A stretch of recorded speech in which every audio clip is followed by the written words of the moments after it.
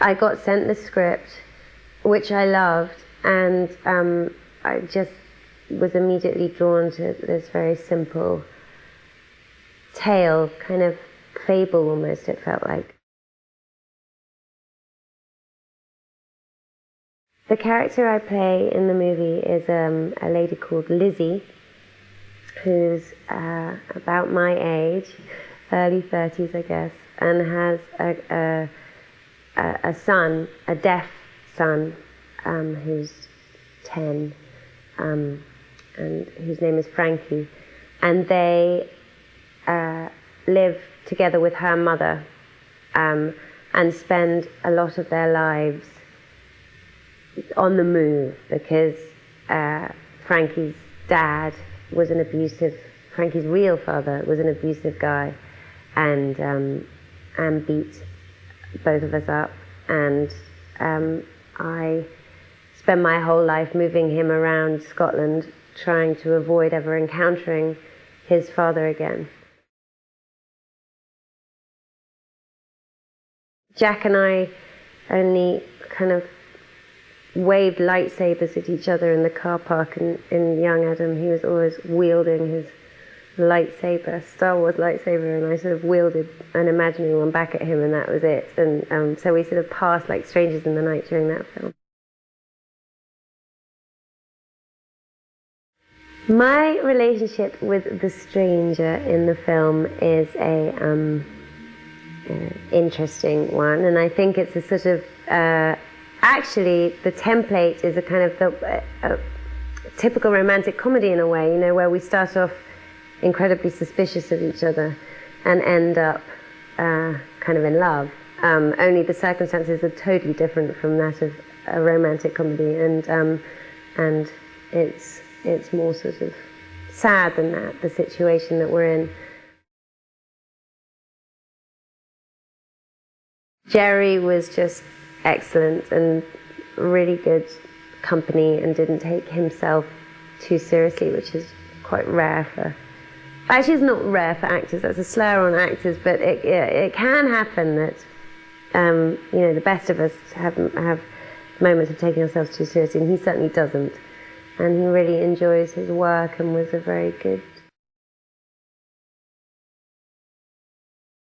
Shona was really a treat to work with, and what's nice about the way that she works is that she has her husband is the DOP.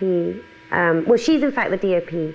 He's the operator, so he operates the camera. Shona does the lighting and directs the movie, and as a result, you feel very integrated into the sort of mechanics of how the film's being made. And I always really like that, because a film is so much more than, you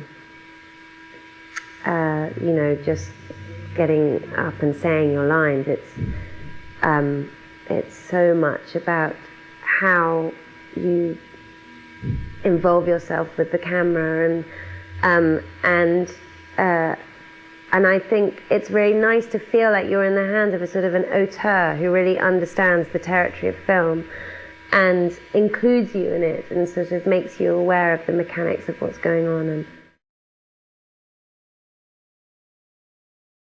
the favourite scene of mine in this film does, I'm afraid, involve me, but not because I think I'm any good in it necessarily. I just, for very personal reasons, am very proud of myself for having allowed myself to sing in this film.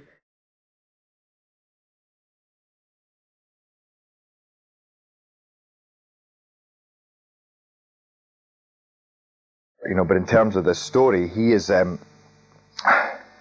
called in, and I always seen it as something as a, you know, if you were just to drop in that first scene when the stranger enters, it could be a contract killing for as much as you know. Frankie's mum is there to basically ask him to perform the task of playing, you know, her kid's dad, because she's kind of got herself into a spot of bother there by writing these letters that are supposed to be from his dad, Whereas in actual fact they're not, they're from her, and she's been pretending that he's a sailor out at sea and now he's coming back to town, and she's kind of landed herself in it in that respect, and she can't, this is her only way, you know, she really should tell him, but this is her only way that she can see to get out of it. So through a friend,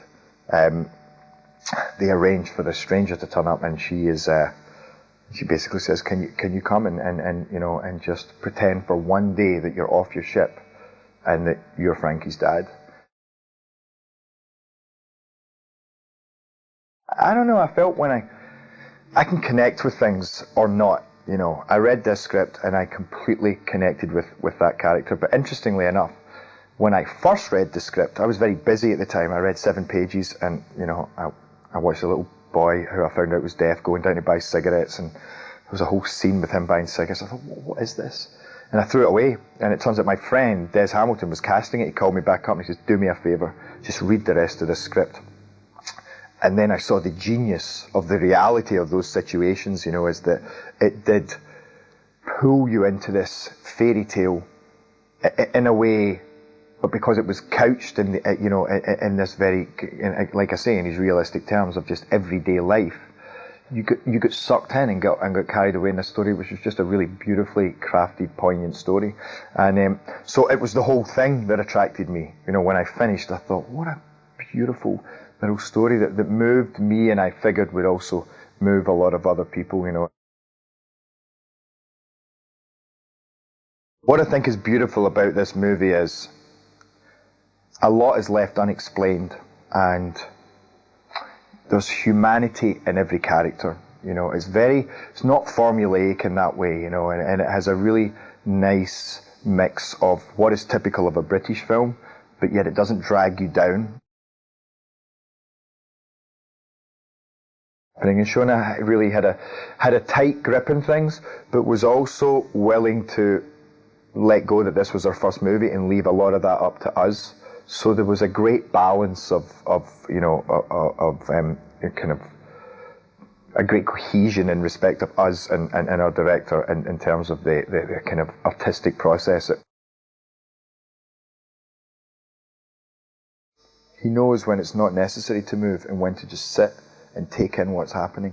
And that to me was the biggest blessing in watching Frankie, because in a lot of ways, because Frankie is deaf and because he doesn't speak, well, not much, he's very much a mirror for the audience. He lets you climb in and see the movie as, you know.